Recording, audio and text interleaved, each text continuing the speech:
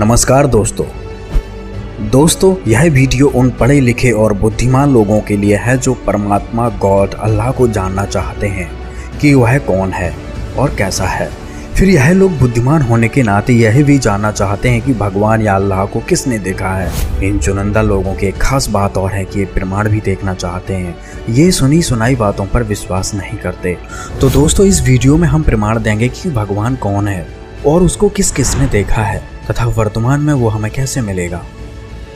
मैं रोबत हूँ सृष्टि को, सृष्टि रोवे मोहे, गरीबदास इस वियोग को समझ न सकता कोई। दोस्तों क्या हम लोग ही भगवान को खोज रहे हैं या फिर भगवान भी हमें खोज रहा है? यह बात आश्चर्यजनक जरूर है, लेकिन वह समर्थ परमात्मा ऐसा भी करते हैं ताकि संसार में परमात्मा के प्रति आस्था जीवित रहे।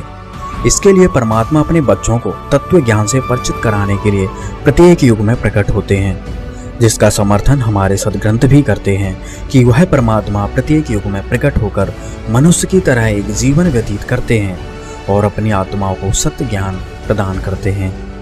सतयुग में सत सुकृत कह टेरा, त्रेता नाम मुनिंद्र मेरा, द्वापर में करुणा मैं कहाया, कलयुग नाम कबीर धराया। जी हाँ दोस्तों, वह कबीर परमेश्वर ही है जो प्रत्येक युग में अलग अलग नामों से प्रकट होते हैं और अपनी प्यारी हंसात्माओं को सतमार्ग सतभक्ति देकर मोक्ष प्रदान करते हैं। तो दोस्तों आज हम चारों युगों की बात करेंगे और जानेंगे कि किस किस पुण्यात्मा को परमात्मा मिले। सबसे पहले बात करते हैं सतयुग की। सतयुग में परमात्मा सत सुकृत नाम से आए थे और सबसे पहले ब्रह्मा जी से मिले। उनको तत्व ज्ञान से सृष्टि रचना का ज्ञान करवाया, जिससे वो काफी प्रभावित हुए और परमेश्वर के उस ज्ञान को अद्वितीय बताते हुए प्रथम मंत्र प्राप्त किया। परमेश्वर ने ब्रह्मा तथा सावित्री जी को उपदेश दिया। इसके पश्चात परमात्मा विष्णु जी के पास विष्णु लोक में गए, उनसे चर्चा की तथा विष्णु जी को शिष्य बनाया। परमात्मा ने विष्णु जी व लक्ष्मी जी को उपदेश दिया। इसके बाद परमात्मा शिव जी के पास शिवलोक में गए तथा शिव जी व पार्वती जी को नाम उपदेश दिया। वैसे तो सतयुग में मनु महर्षि जी को भी कबीर परमेश्वर मिले थे। कबीर परमेश्वर उस समय सत सुकृत नाम से प्रकट हुए थे। अपने तत्व ज्ञान से मनु जी को परिचित करवाया था, लेकिन उन्होंने परमेश्वर के ज्ञान को सत्य न मानकर अपने द्वारा की जा रही भक्ति को ही श्रेष्ठ माना। दोस्तों सतयुग के बाद अब बात करते हैं त्रेता युग की। त्रेता युग में कबीर परमेश्वर ऋषि मुनींद्र के नाम से प्रकट हुए थे। दोस्तों रामायण में नल नील का नाम तो आपने सुना ही होगा। ये दोनों मौसेरे भाई थे और दोनों ही शारीरिक व मानसिक रोग से दुखी थे। परमात्मा ने उनको आशीर्वाद मात्र से ठीक करके और सत्य ज्ञान को उपदेश देकर अपनी शरण में लिया। इस युग में परमात्मा लंका में रहने वाले चंद्र विजय भाट व उनकी पत्नी कर्मवती को भी मिले और उसके बाद रावण की पत्नी मंदोदरी जी और भाई विभीषण को ज्ञान समझाया। यही कारण था कि राक्षसों की नगरी में होने के बावजूद भी ये धर्म का पालन करने वाले थे, किंतु रावण अभिमानी था, जिस कारण उसने किसी की ना सुनी और अपना सर्वनाश करवाया। मुनींद्र ऋषि जी के रूप में परमात्मा हनुमान जी को भी मिले थे। जब उन्होंने सीता जी द्वारा दी गई सच्चे मोतियों की माला को यह कहकर तोड़ दिया कि इसमें राम का नाम नहीं है, जब सीता जी के कटु वचन कहने पर हनुमान जी ने अपना सीना चीरकर अपने अंदर लिखे राम नाम को दिखाकर अयोध्या को त्याग दिया था। उसके पश्चात मुनींद्र ऋषि रूप में परमात्मा ने हनुमान जी को समझाया कि जिस रामचंद्र जी की आप भक्ति करते हो वह परमेश्वर नहीं है। मुनींद्र जी ने कहा कि मैं ही पूर्ण परमात्मा हूँ। तब हनुमान जी ने सत्य ज्ञान को स्वीकार किया। इसका प्रमाण पवित्र कबीर सागर के हनुमान बोध में है। अब बात करते हैं दोस्तों द्वापर युग की। दोस्तों त्रेता के बाद द्वापर युग आता है, जिसमें परमेश्वर कबीर जी करुणामय नाम से प्रकट हुए थे। उस समय एक वाल्मीकि जाति में उत्पन्न भक्त सुदर्शन सुपच उनके शिष्य हुए थे। इन्हीं सुदर्शन जी ने पांडवों के यज्ञ को सफल किया था, जो ना तो श्री कृष्ण जी के भोजन करने से सफल हुई और ना ही 33 करोड़ देवताओं 88,000 ऋषियों आदि के भोजन खाने से सफल हुई थी। इस युग में परमेश्वर ने राजा चंद्र विजय और उनकी पत्नी इंद्रमती को भी सच्चा ज्ञान समझाया था, जिससे उनका भी कल्याण हुआ। दर्शकों अब हम बात करते हैं कलयुग की। आज से ठीक 623 वर्ष पहले पूर्ण परमात्मा अपने वास्तविक कबीर देव नाम से प्रकट हुए तथा काशी में नीरू नीमा नामक एक निसंतान दंपति को लहरतारा तालाब में कमल के फूल पर मिले। परमेश्वर कबीर जी ने रामानंद जी का शिष्य बनकर उनका उद्धार किया। स्वामी रामानंद जी अपने समय के सुप्रसिद्ध विद्वान कहे जाते थे। परमेश्वर कबीर साहब जी ने उन्हें यथार्थता से परिचित करवाकर सतलोक के दर्शन कराए। उस समय गोरखनाथ जी ने भी कबीर साहब जी के साथ ज्ञान गोष्ठी की, फिर सिद्धियों के बल पर परमात्मा जी की परीक्षा ली, जिसके बाद गोरखनाथ जी को विश्वास हो गया कि यह पूर्ण परमात्मा है, यह उनका अवतार है।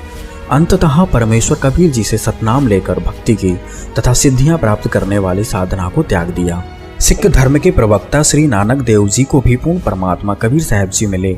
गुरु नानक देव जी को परमात्मा वेई नदी पर मिले। उनसे काफी देर तक ज्ञान चर्चा करने के बाद उन्हें सतलोक का दर्शन कराया तथा 3 दिन तक सतलोक की सैर करवाकर सत्य ज्ञान से परिचित करवाकर वापस छोड़ा। इसके अलावा गरीबदास जी महाराज जी को भी पूर्ण परमात्मा 10 वर्ष की आयु में जिंदा महात्मा के रूप में मिले थे। उन्हें सतलोक सचखंड दिखाकर अपने अद्वितीय ज्ञान से अवगत कराया तथा अपनी महिमा की वाणी पुनः प्रकट करवाई।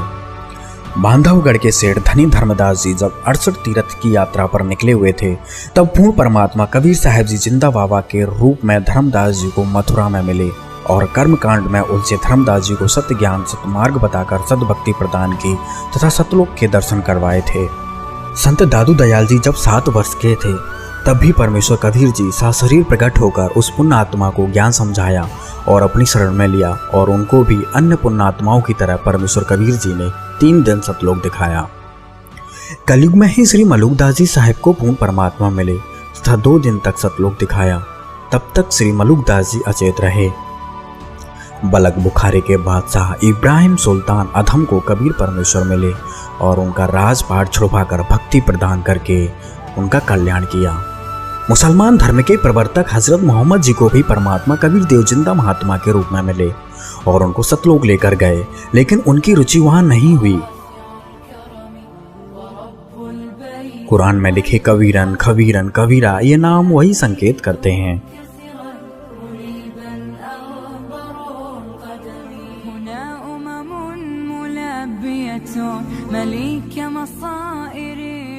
राजस्थान के समराथल धोरा नामक स्थान पर परमेश्वर कबीर जी आदरणीय जंबेश्वर जी को मिले, उनको सतलोक की महिमा सुनाई तथा भक्ति मार्ग देकर कल्याण किया। दोस्तों, कलयुग में और भी अन्य महापुरुष हुए जिनको परमेश्वर कबीर जी मिले, जैसे पीपल जी, धन्ना भगत जी, रविदास जी, घीसादास जी आदि। तो दोस्तों, इस वीडियो को देखकर आपको पता चल ही गया होगा कि किस प्रकार परमात्मा प्रत्येक युग में हमारे लिए, हम जीवों के उद्धार के लिए प्रकट होते हैं। वे हमारे परमपिता हैं और हमें सच्चा ज्ञान व भक्ति देकर पुनः उस सुखमय स्थल पर लेकर जाना चाहते हैं जहां से हम गलती करके यहाँ काल लोक में आ गए हैं। दोस्तों, इन सभी महापुरुषों को परमेश्वर कबीर जी मिले तथा सतलोक दिखाकर वापस छोड़ा, जिसके बाद उन्होंने परमेश्वर कबीर जी के वचन पर डटकर भक्ति की। अतः आप सभी से हमारा निवेदन है कि वर्तमान में पूर्ण परमात्मा कबीर साहब जी के अवतार रूप में संत रामपाल जी महाराज जी आए हुए हैं और वही सत्य ज्ञान जो कबीर साहब जी ने बताया, वही ज्ञान संत रामपाल जी महाराज बता रहे हैं। प्रभु प्रेमी आत्मा इस ज्ञान को स्वीकार करें। मानव जाति के लिए संत रामपाल जी महाराज द्वारा दिया गया ज्ञान अनमोल खजाना है। अभी तक हमने जिन भी महापुरुषों के नाम बताए, उन सभी महापुरुषों की वाणी में कबीर परमात्मा की महिमा का विस्तार से वर्णन किया गया है, लेकिन वर्तमान में पूर्ण परमात्मा की सही जानकारी केवल संत रामपाल जी महाराज जी ने जनसाधारण को बताया है। कुछ धर्म के स्वार्थी लोगों ने परमात्मा की इन वाणियों को कि कबीर ही परमात्मा है और परमात्मा किन किन लोगों को मिले, इन सभी वाणियों को छिपा कर रखा। तो आप सभी से निवेदन है, इस सारे तत्व ज्ञान को विस्तार से जानने के लिए संत रामपाल जी महाराज जी के मंगल प्रवचन अवश्य सुने। दोस्तों, इस पूरी वीडियो को देखने के लिए आपका बहुत बहुत धन्यवाद। अंत में परमात्मा कबीर साहब जी की एक वाणी के साथ इस वीडियो का समापन करते हैं। कबीर परमेश्वर ने कहा है, कबीर जो जन हमारी शरण है, ताका हूँ मैं दास, गैल गैल लाग्या फिरूं, जब तक धरती आकाश। धन्यवाद।